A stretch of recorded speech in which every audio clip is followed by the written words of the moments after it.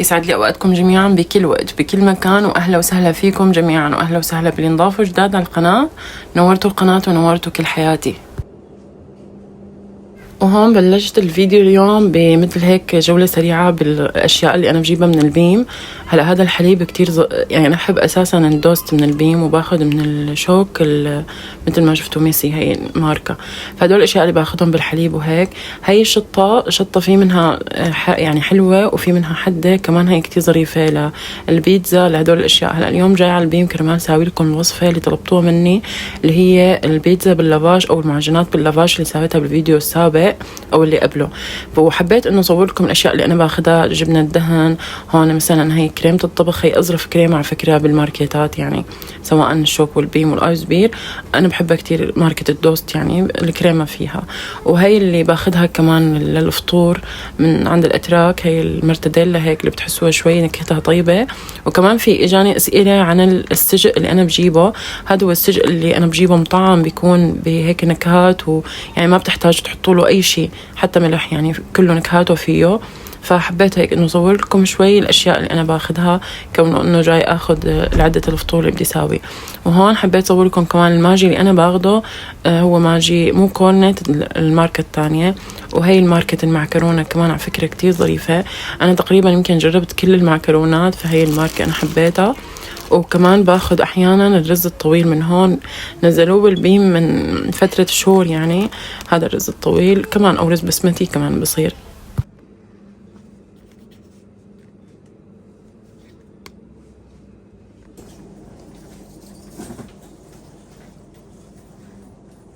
هلا في شيء اكيد كلكم تعرفوه، العروض اللي بتنزل بالبيم والماركتات الثانيه، بيم شوكو ايس بير. هلا هي عروض بتكون موجوده بكل مكان، ولكن في احيانا بتلاقوا مثلا مثل البيم بيكون في مثلا مركز كبير للبيم بمنطقه فلان مكان مثلا. فانتوا لازم تدوروا على المناطق اللي فيها مراكز كبيره مثلا للبيم او للشوكو او للايس بير، عشان انتوا تلاقوا فيها عروض اكثر. على فكره عن جد بتلاقوا فيها عروض اكثر، يعني بتلاقوا في اشياء اكثر، وغير هيك بتلاقوا الشيء اللي انتوا بدكم اياه ما لقيتوه بالماركتات اللي حواليكم، بالبيمات اللي حواليكم بتلاقوا بهذا الماركت الكبير. هلا انا في واحد بعرفه بباجلر ايس بير موجود هونيك على شارع يوزيل تقريبا، كتير كبير. بحاول انه اروح اصور لكم اياه، يعني بتلاقوا فيه كتير عروض وكتير اشياء موجوده حتى بغير وقت العروض. يعني هلا هون عم حاول ارجيكم شو موجود. لقيت هدول الممسحه اللي اخذت منها من فتره انا، بس ما بحب هذا المنظر. اخذت شفتوا العرض القديم، اخذته من البيم كمان من كتهانه، وهيك لونيا ما بعرف بريحه جديده. وهدول هلا على الصيف كونوا كتير هلا ببلش الناس الرحلات، وهيك الكراسي والطاولات اللي بتنضب على الصيف.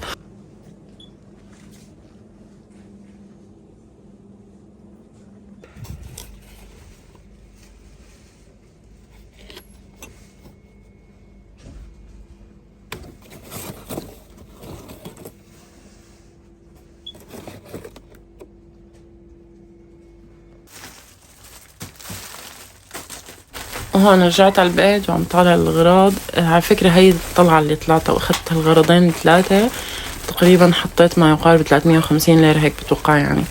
فهدول هن الأغراض. أخذت معكرونة، كيس معكرونة وشوية أكلات. هلا هي الكيكة شفت عنا فيديوهات، وهذا العصير منزلينه جديد بالبيم. فهي الكيكة شفت عنا فيديو بالإنستغرام إنه في شخص عم يحكي عنها إنه هي كتير طيبة، وإنه بتعمل نفس نكهة الفاخر اللي كنا ناكلها بسوريا من زمان. فحبيت إنه أجيبها وجربها، فجبتها وجربتها. وعلى فكرة الطعم أصلي جدا، عن جد كتير كتير طعم طيب. وهذا الحليب بنصحكم تجربوه بكل نكهاته. هي الماركة من الحليب هيك كتير طيبة ولذيذة، وإذا عندكم أولاد كتير بحبوه. هلا هون أخذت الموزعات تبعات البراد، ورح بلش ضب الأشياء بالبراد.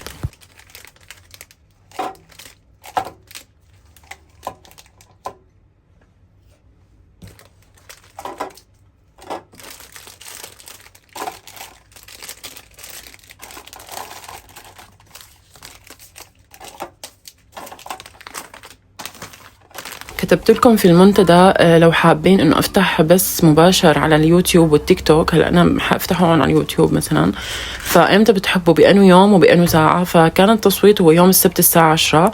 فامبارح السبت فتحت بس تقريبا الساعه 11. ما لقيت كتير ناس، ممكن لانه اول مره وهيك انه ما كان في كتير صبايا وهيك بالبث. بس بتمنى انه السبت الجاي تنتظروني، او انتم تكتبوا لي في التعليقات اي يوم بيناسبكم اكثر لنشوف اي يوم بيناسب الجميع ونفتح فيه. بس هلا امبارح مثلا حلاوه البث وهيك انه بيقربني منكم اكثر، بتعرف عليكم اكثر، فيكم تسالوني الاسئله اللي انتم حابين انه تاخذوا جواب دغري مباشر مثلا، وغير هيك انه بتعرف عليكم، تتعرفوا علي هيك، ناخذ مع بعض وهيك. فامبارح كان في بالبث بنوتات هيك يعني صبايا هيك تعرفت عليهم وهيك، كان في بتول وكان في نور ولميا يعني هيك كذا صبية، فانه تعرفنا على بعض وحكينا، فكان الجو كتير حلو. فلو حابين انتو كمان استنوني بالبث يوم السبت، حنعمل كل جمعة بس مرة واحدة، حيكون يوم السبت. فتحت امبارح تقريبا ما يقارب الساعة إلا شوي، فبعتقد انه هاي الساعة كافية انه كل اسبوع مثلا اعمل بس هيك على اليوتيوب احكي فيه هيك، احكي معكم، تكتبوا لي دغري تعليقات ورد عليكم وهيك.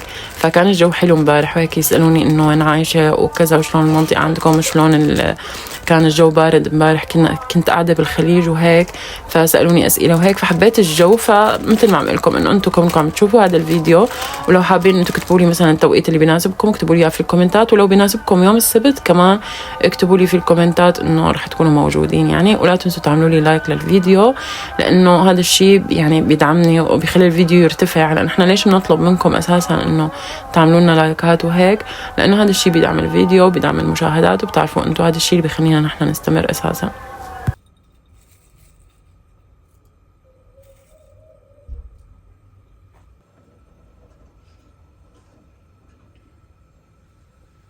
حرفيا بتصدقوا الشيء الوحيد اللي بيكون هيك مشجعني انه اصحى الصبح؟ القهوة الصبح. يعني هيك بحب انه ادلل حالي الصبح بفنجان قهوة، وفنجان القهوة لازم يكون مدلل، يعني انه هيك بيقولوا العين بتاكل قبل التم، فانا كمان هيك بحب انه غذي العين قبل التم، هيك بظبط اموري. كل يوم بغير مثلا الصينية اللي بستخدمها، الفنجان اللي بستخدمه، يعني عندي كم فنجان يعني مو انه كتار، بس انه بحاول انه يعني هيك غير وجدد كل فترة وهيك، انه هذا الشيء هيك بيساعدنا انه نبلش نهارنا هيك بطاقة حلوة. وباكل يعني لازم اكل شغلة حلوة قدام القهوة. وهي الكيكة عن جد بنصحكم تجيبوها وتجربوها. هلا انا جبتها من البيم ومن من الايس بير، لقيتها بالايس بير والبيم، فبنصحكم انه تجيبوها وتجربوها.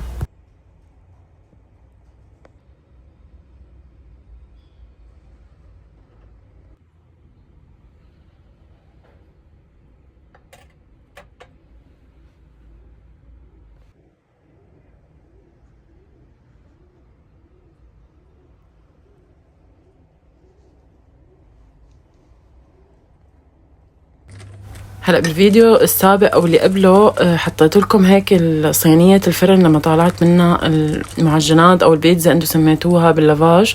فكتير اجاني تعليقات، وعلى الانستغرام بعثوا لي انه ساوي لنا وصفه اللافاج بالمعجنات وهيك. وعلى فكره انا صار لي من لما سويتها، وهي الاكله مثل ما قلت لكم انا اللي اخترعتها يعني من عقلي، ما انه شفتها عند حدا او شيء، ولكن كان زايد هديك المره عندي كم وحده لافاج فسويتهم بهي الطريقه. فهي المره جبت لافاج خصيصا، وعلى فكره عن جد صرت مساويتها اكثر من 3 مرات او 4 مرات، وضيفت منها رفقاتي والكل حبوها. فانتم فيكم تسووها بالطريقه اللي بتعجبكم وبالشكل اللي بيعجبكم. انا هون عم نقطعها كرمال انه الصواني عندي يعني مو كتار، وكرمال انه اختصر وقت بالشواء وهيك يعني. فهون اخذت اول شيء اللافاج مثل ما شايفين وقسمتهم بالنص، وبلشت هلا هون شكل التشكيلات اللي بدي اياها. هلا اول حشوه حبيت ساوي هون، عملت صوص صغير بهي الزبديه. اخذت شطه وشويه مربى بندوره وشويه زيت بلقونه مو بلدي، زيت الابيض يعني، وشويه هيك كاتشب. فهون هيك بيعطيكم هيك شويه ملح، فبيعطيكم هيك قوام حلو وطعمه كتير طيب على فكرة. هيك صوص بسيط ما بده يعني انه هيك عجق او شغل وهيك عند الصبح. وجبت هون بس جبنة الموزاريلا او جبنة مثل ما شايفين هيك برشتها وحطيتها. وبعدين رشيت لهم رشة الزعتر البري. انا ما صورتها هون بالفيديو، انا عم رشيته قبل ما ادخلهم على الفرن. رشيت عليها زعتر بري. الزعتر البري على فكره اللي بيجي هيك مو ناعم كتير، اللي بيجي شوي خشن كتير، بيعطي طيابه هيك للنكهات اللي بتنحط مثل المعجنات والقصص هي، او اللي فيها جبنه ومرتديلا والقصص. فهون مثل ما شايفين هي اول عجينه تقريبا بساويها أول تشكيلة بساويها من اللافاج، وراح أحطهم كلهم، حاول إنه شكلهم فوق بعض. هلا هنا ما راح يلزقوا، أنتم ما تحطوهم كتير فوق بعض، حطوهم شوي شوي فوق بعض. هون ضفت له بس الفطر، هذا الفطر كمان جايبته من الشوك، يعني مو أنا مساويته أو شيء، فكمان هون ضفت كم حبة من الفطر. وعلى فكرة عن جد النكهة كتير طيبة، يعني بتحسوا حالكم عن جد أكلتوا بيتزا والعجينة خفيفة، يعني مو مثل لما بتاكلوا بيتزا بالعجينة السميكة بتحسوها هيك بتقوموا بتاكلوا قطعتين ثلاثة بتحسوا هيك معدتكم تقلت وبتحسوا حالكم نعستوا وبطنكم صار مليان وصار عندكم هيك بتحسوا انهد حالكم من كتر العجين اللي بالبطن. اما هي يعني اللافاج او التورتيلا بيقولوا عنه انه كتير ظريف هذا الخبز. عن جد عم حاول انه ادخله بوصفاتي، انه بحسه انه كتير رايق، يعني بيتساوى وهيك، وحتى سريع بالاستواء. وهون زاد عندي شوي من الصوص اللي أنا مساويته، فحبيت ضيف هيك تحت هاي الوصفة الثالثة اللي رح ساويها، اللي هي عبارة عن إنه أخذت جبنة الأشقوان وبرشتها، ورجعت برشت مرتديلا فوقها، وبس هيك رح حطه. وعلى فكرة عن جد هي أطيب وحدة، أنا أكتر وحدة حبيتها هي والأولى. وتبع الزعتر واللبنة هلا بتشوفوها كمان كتير طيبة، وبنصحكم تجربوها، هي شي جديد يعني من كوصفة، شيء جديد. فهم مثل ما شايفين اخذتها هيك، وحلاوه انه انتم تكونوا مازجين المرتديلا مع الجبنه قبل ما تحطوهم، بتطلع هيك يعني الجبنه حوالين المرتديلا، فبتلاقوها كتير النكهه طيبه عن جد. فجربوها وادعوا لي واكتبوا لي في الكومنتات، او روحوا على الانستغرام واعطوني رايكم، بعتوا لي هيك تصوير من الشغلات اللي سويتوها، شاركوني اياها على الانستغرام، لانه عن جد هذا الشيء كتير بيبسطني انه انتم سويتوا شغله انا مسويتها وحبيتوها. فهون مثل ما شايفين عم حاول انه اوزعهم فوق بعض كرمال انه اشويهم سوا. وبالنسبة للشواء يعني ضروري انه انتم تكونوا محميين الفرن على اعلى درجة حرارة، ولما تدخلوه يعني شغال من فوق ومن تحت وكله، حتى من المروحة اذا عندكم، فبتكونوا محميين الفرن على اعلى درجة حرارة. وبس بتدخلوه تقريبا دقيقتين او 3 مو اكتر، لانه اكتر من هيك بيحترق، واذا دخلتوه بدرجة حرارة قليلة بتحترق الجبنة وما بيستوي كله. فضروري تكونوا مشغلين الفرن بوقت قبل مثلا 10 دقائق ربع ساعة، ومحميينه مزبوط، وتدخلوه وتطالعوه حتى مثل البيتزا، يعني 10 دقيقتين او 3. وهون آخر وصفة أو آخر هيك حشوة، أخذت هون الزيت والزعتر. أنا المرة الماضية لما سويتها وصورت لكم إياها ما كنت خالطة الزيت مع الزعتر صراحة، بس هالمرة إنه سويت الزيت مع الزعتر وحطيت اللبنة فوقهم. ولكن إذا أنتم حابين تسووا هاي الوصفة، أول شي حطوا اللبنة، دهنوا اللبنة أول شي على الرغيف، بعدين رشوا على وشها زعتر، بعدين حطوا عليها شوية زيت وشوية هذا الزيتون اللي شايفينه الأخضر المقطع، ودخلوها على الفرن. تطلع معكم من هيك الشكل أضبط من الشكل اللي أنا سويته، إنه تخبصت معي شوي هلا بعد ما ضفت اللبنة، إنه تخبصت وبينت إنه مخبص. أو إذا أنتم حابين فيكم تضيفوا كله سوا بزيت، يعني بزبدية واحدة، اللبنة مع الزيت مع الزعتر، وبعدين تدهنوها مرة واحدة. وهون ضفت هي كمان الزيتون الأخضر، فيكم تحطوا انتو زيتون أسود، ولكن أنا هيك بحبه زيتون أخضر. فطلعت النكهة عن جد، النكهة هي الأكلة بالذات حتى من دون فرن من دون لافاج كتير كتير كتير طيبة، وبنصحكم تجربوها، اللي هي عبارة عن زيتون أخضر مع اللبنة مع الزعتر. عن جد الطعم خيال.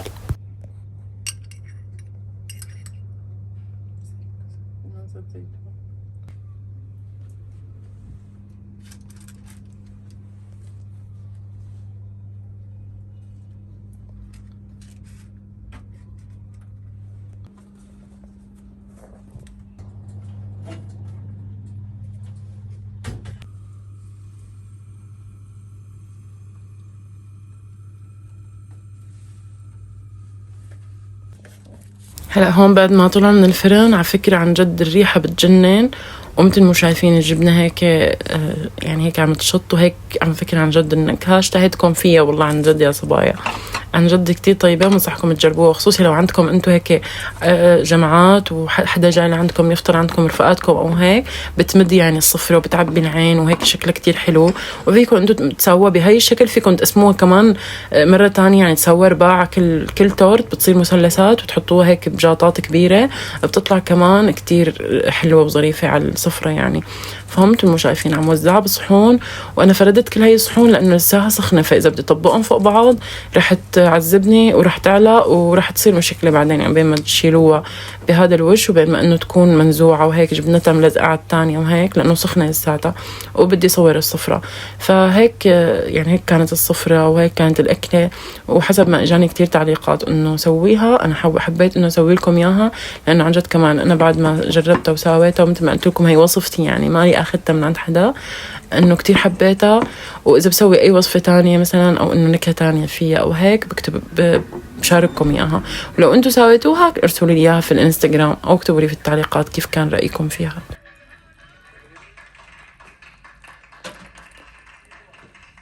احكي حبيب الله انه جاري حتى روح اسالي بتعرفيني لو جلال اخي شو بدك تقبرني؟ روح تقبرني روح الله يخليك.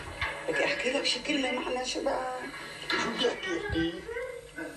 وانتوا يا بلال بعدتوا طلعتوا بساعاتكم، مو كنتوا بدكم تنضربوا على قلبكم تدرسوا. اوه احساسات صحية ان شاء الله. عن اذنك عطا وقف اخي، ليش لابسين هاللبس المشرشح هاي؟ لا بهدلتونا قدام الدكتورة. هلا هون جيت على ايكيا كونه بدي اطلع من البيت وهيك، فعم يجيني في تفكير انه ما اخذ شيء من البيت، يعني حاول انه بيع الاساس اللي عندي واشتري شيء جديد مناسب البيت الجديد، لانه بتعرفوا احيانا بيكون الاساس الموجود عندكم هو اللي يعني يعملكم مشكله اساسا ببيتكم. فعم شوف هيك محلات وكذا، فرحت على ايكيا لانه بتعرفوا اكثر المكان مشهور بالديكورات هيك الشغلات المميزه والحلوه والرايقه موجود عندهم.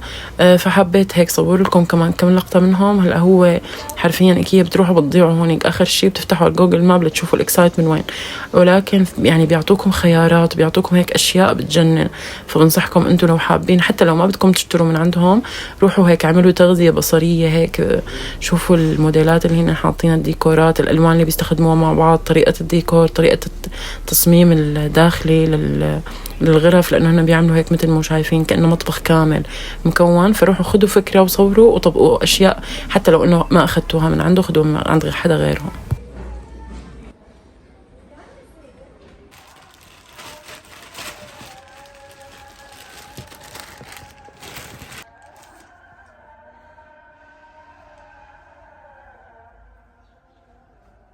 بالفيديو الماضي او اللي قبله لما رحت لعند رفيقتي قلت لكم بباجلر وصورت لكم المحلات وهيك، فمريت على محل كمان بباجلر على طريق تقريبا جونجران. هذا المحل على فكرة الاشياء عنده كتير حلوة واسعاره كتير رايقة. هي اخذتها، هي المنشفة دبل كبيرة يعني مو صغيرة. هي المنشفة اخذتها ب200 ليرة يمكن او 175، بس مانشتها بتنشف يعني مو نايلون او شيء، مانشتها بتنشف. اخذت مع هدول بشكيرين الصغار نفس النقشة ونفس القماشة ونفس يعني نفس كل شيء نفس اللون. واخذت من عندهم هذا المسبل التخت، مسبل صيفي.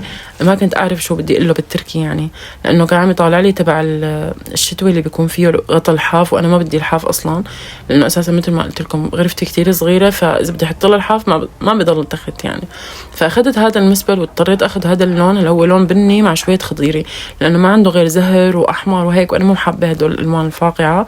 واخذت كمان من عنده هدول مخدتين وشو مخدات ساده. هدول الساده انا اخذتهم زياده بس حطيتهم مع يعني خليته يحط لي اياهم مع العلبه، بس هن مو جايين مع المسبل.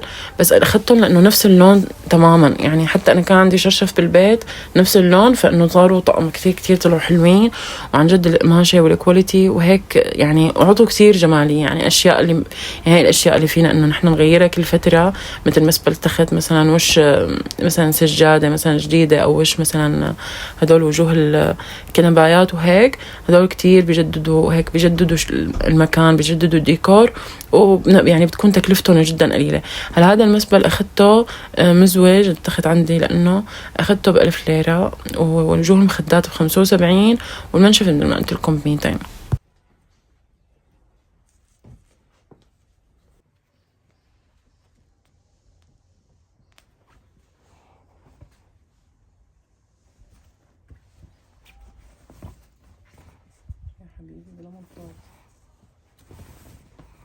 هلا هو حلاوة هدول المسابل الصيفية بيجوا، هذا شرشف هو يعتبر، بس أنا حطيت شرشف داخلي له مطاط، هذا ما له مطاط، وقلت ما رح ركب له مطاط لأنه أساسا كتير كبير ورح أحرمه، يعني أحرقه هيك، فخليته هيك بحطه ديكور.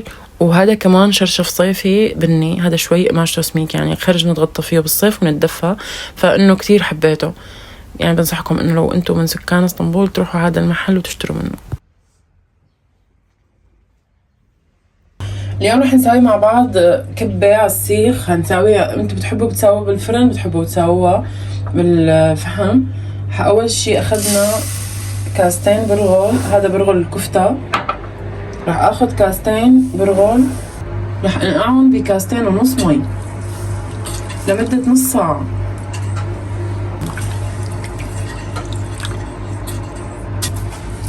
هلا النقع بدكم تخلوهم لمدة نص ساعة.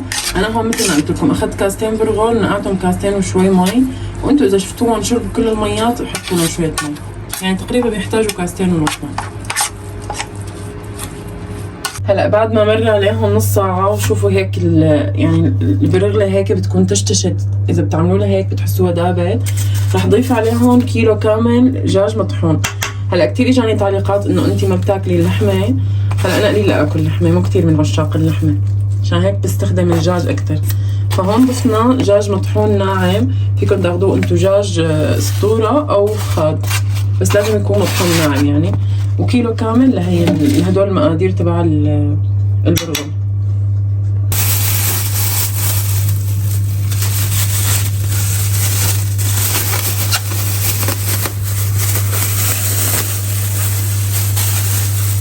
وهلا رح ادعكهم كلهم مع بعض.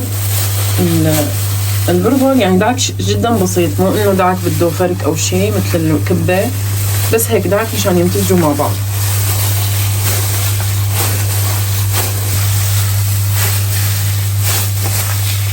وهلا هون اخذت بصل فرمته ناعم هيك مثل ما شايفين، يعني مو برش، مفروم ناعم، بصلتين كبار اخذتهم ورح ضيفهم عليهم ورح ضيف البهارات.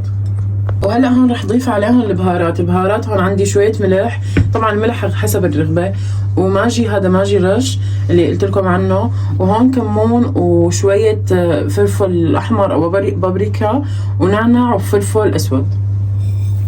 رح ضيفهم كلهم ورح ارجع افركهم مره ثانيه. هلا مثل ما قلت لكم هو مو فرك، بس هيك انه يمتزجوا كلهم ببعضهم، يعني شيء بسيط.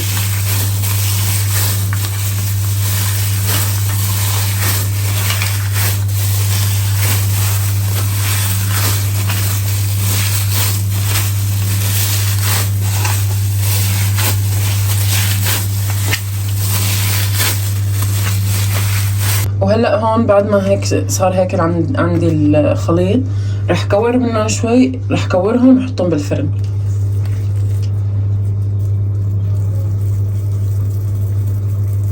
هلا انتم فيكم تشكلوهم بالشكل اللي بدكم اياهم، فيكم تعملوهم هيك كرات صغيره وتحطوهم بالصينيه، تحطوهم هيك بصينيه، حطيت هون ورق زبده وححطهم بالصينيه وحطهم بالفرن.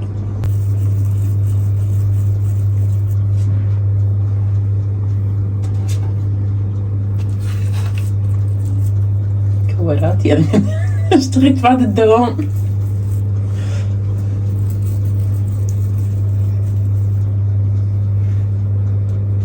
وهيك بعد ما طلعناهم من الفرن شوفوا قديش هيك مبينه لذيذه، وعلى فكره ريحتها ريحه كبه تمام، يعني كانه كبه مقليه،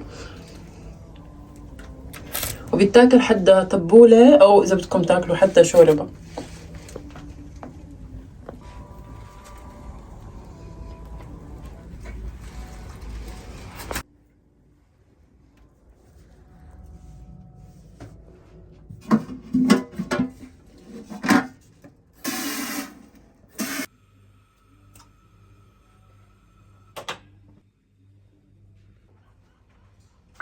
واخر شي بدي اشارككم اياه هو هيك جو اليوم، حبيت هيك صور لكم تصوير كامل لسهرة كاملة وهيك، وكيف بكون جوي. هلا انا اغلب الاحيان لما بكون عم اشتغل خصوصي شغلات مثلا مثل طبي الغسيل، مثل تحضير شيء طبخ، بتفرج حتى لو بدي احط مثلا على الموبايل، يعني انه اتفرج على فلوجات، على افكار، حتى احيانا بتفرج على دروس مثلا لراتب النابلسي، لعمر عبد الكافي، حتى احيانا بفتح على دورات مثلا كورسات كذا بتابعها. هيك على فكره هيك بحس انه وقتي يعني ما روحته وانا عم مثلا اسوي شيء اكله او اجلي الجليات او هيك، انه اطوي الغسيل. خصوصي طوي الغسيل عندي معه يعني في شغلتين انا ما بحب بشغل البيت اللي هن طوي الغسيل والكوي. حطوني اجلي يعني بضل بجلي نهارين 3 4 ما عندي مشكله، بحب الجلي بحب المي. انا من انا وصغيره يعني كنت عند اهلي، فكان عندنا هيك ارض ديار كبيره بيقولوا عنها هن مثل هيك فيلا صغيره، فكان عندنا هيك جناين وهيك مصاطب وبحره وهيك، فكان على طول المي يعني انه في مي، اسقي زريعه مثلا، اسقي الشجر، هيك حب المي. اما حطوني انه اطوي غسيل او انشر غسيل او اكوي ما بحب ابدا، بس بحط يعني عندي ما عندي مشكله اذا حطيت الغسيل بالغساله الاوتوماتيك عادي ما عندي مشكله. اما ما بحب الكوي والطوي وضب الغسيل ابدا، هدول الشغلات ما بحبهم يعني. اما الشغلات التانية وخصوصي الجلي هيك احب على قلبي، الجلي الشطف هدول القصص يعني، وترتيب البيت، تظبيط السفرة، تظبيط مثلا اكلات هيك، انه كمان هاي الشغلات عندي فيها شغف كبير. فبهذا الوقت اللي انا بكون مثلا عم ساوي فيه شي شغله، بحاول انه اتعلم شي جديد، بحاول انه اذا مثلا عندي شي بدي اتعلمه مثلا كورسات الفوتوشوب، او مثلا شي شغله عن التصوير، شي شغله مثلا حبيت انه اسمعها، ممكن دروس مثل ما قلت لكم مو بس دروس يعني دينيه وهيك، ممكن اي كورس او اي شي مثلا، او حابة هيك اسمع حدا عم يحكي عن شيء موضوع معين فبحطه وبقعد بكون عم بشتغل هيك، بروح عن حالي يعني، بحس انه استفدت من هذا الوقت اللي انا مضطرة اني روحه بانه تظبيط شيء او بطبخ او بغسيل او باي شيء يعني. وعلى فكرة عن جد بنصحكم كتير تجربوا هالطريقة، ما بعرف اكيد انتم تكونوا بتعرفوها، انه ما تروحوا وقتكم. هلا انا من فتره قعدت هيك كم يوم عند بنت عمي وهيك صارت تيجي لعندي وكذا، كنت مره بظروف وهيك، ف يعني تعلمت منها شغله، انه هي بتضل بتذكر الله. هي طالبه جامعه وبتدرس طب اسنان، فبتضل مثلا كل الوقت عم تقرا قران، مثلا هي عم تطبخ، هي عم تجلي، هي عم تدرس، يعني هي مثلا قاعده عم تتفرج، هي مثلا هيك عم تمشي بالطريق بتضل بتقرا. فانا قعدت معها كم يوم فتعلمت منها. فهلا صرت مثلا بكون رايحه على الشغل، فعلى طريقي مثلا نص ساعه او 3/4 ساعه بضل في، حتى لو ما بايدي في مثلا هي العداد، حتى لو ما بايدي عداد بضل هيك لساني عم يذكر الله. وعلى فكره ذكر الله عن جد بيفتح لنا ابواب واسعه عن جد. فبنصحكم انه انتم هيك تعبوا وقتكم، تحاولوا انه تشوفوا الوقت اللي انتم مضطرين انه تصرفوا باي شيء. بالنهايه نحن حياتنا قد ما عشنا نعيش مثلا 60 سنه 70 سنه 80 سنه، اخرتنا كلاتنا يعني في كل واحد له اخره، وكلاتنا رح نموت وما رح حدا يخلد بهالدنيا. فاقل شيء الواحد يلاقي حاله انه مو بس عم نشتغل للدنيا، كمان في شيء اسمه اخره. بالنهايه نحن مارين بهي الدنيا مارين مرور الكرام، يعني بالنهايه نحن انما الحياه الدنيا لهو ولعب، وانما يعني الاخره هي دار القرار. نحن بالنهايه الله خلقنا للدنيا الاخره، وهي الحياه هي عباره عن اختبار. فلازم انه نحن ندير بالنا عن هذا الموضوع، يعني ما ننسى نخلي هيك بهارج الدنيا وجمال الدنيا وجمال الاشياء والديكورات والاشياء هي، وانه مثلا الله عم يفتح علينا ويرزقنا وهيك، والروحات والجيات والاهل والولاد والعيد وهالقصص هي وراس السنه وهيك، ينسينا انه نحن بالنهايه مسلمين، ونحن بالنهايه حنحط راسنا ونموت باي يوم باي لحظه. ما حدا معصوم عن الموت، وما حدا يعني ما في حدا والله انه رب العالمين يعني او مثلا ملك الموت ما حيجي يلاقينا. مثلا احيانا بيلاقي مثلا بتلاقوا ناس مثلا يوم عرسه بيتوفوا او هيك، يعني انه ما في يعني الموت ما بيستنى حدا.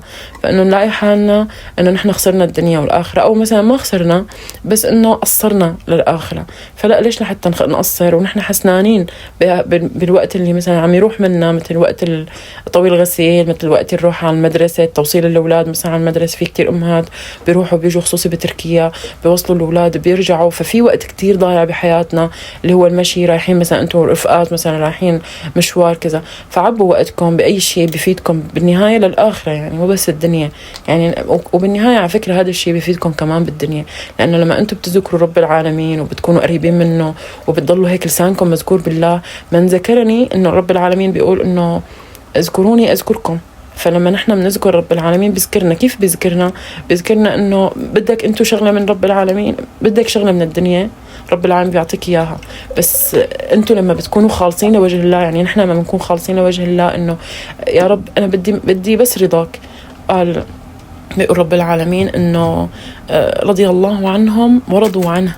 يعني إنه هلا أنا ما عم بحكي كوني شيخة، بس أنا يعني بحب إنه أحكي بهي القصص، وهيك بحب إنه أنفع كلاتنا بالنهاية حنموت، فبلكي هيك بيكون هذا الشيء يعني رب العالمين بيكون هيك خير إلي وحسنات إلي بعد ما أموت.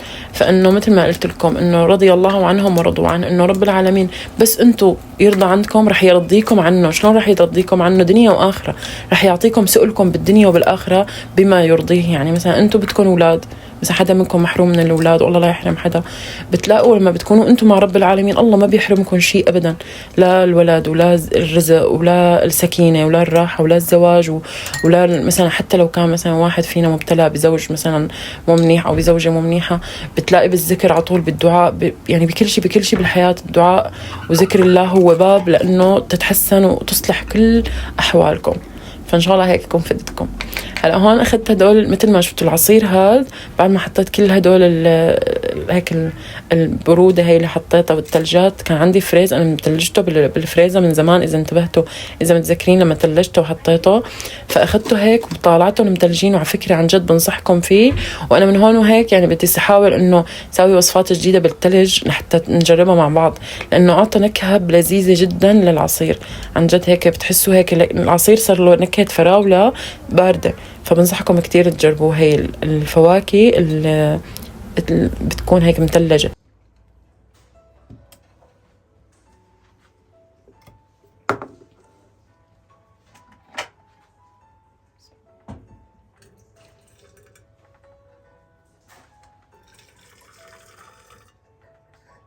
وهلا هون بتمنى يكون عجبكم الفيديو. هيك بيكون خلص فيديو اليوم. كتير هيك مبسوطة فيكم، مبسوطة انه صرتوا بحياتي هيك وصرتوا بعائلتي، وبتمنى كل حدا فيكم هيك يكتب لي كومنتات حتى لو ما رديت عليكم. انا بقرأ كل الكومنتات، ومثل ما قلت لكم لو حابين انه تحكوا معي ونتعرف على بعض ونتعرف على اسماء بعض وهيك اتعرف عليكم اتقرب منكم اكثر، شوفوني ببث يوم السبت. كل سبت حيكون عنا بس الساعة 10 المساء لأتعرف عليكم، واللي بحابب انه يكون قريب مني يكون موجود في بث على اليوتيوب يوم السبت الساعة 10 كل سبت، يعني مو بس هذا السبت. وإن شاء الله هيك نتعرف على بعض. ولا تنسوا تعملوا لايك للقناة ولايك لكل الفيديوهات، وتكتبوا لي كومنتات حلوة، وتشيروا القناة للناس اللي عندكم، خلونا نكبر بسرعة. وشكرا لكل شيء بتقدموا لي إياه من لايكات وهيك وتعليقات ووجودكم بحياتي. وهلا بقول لكم سلام.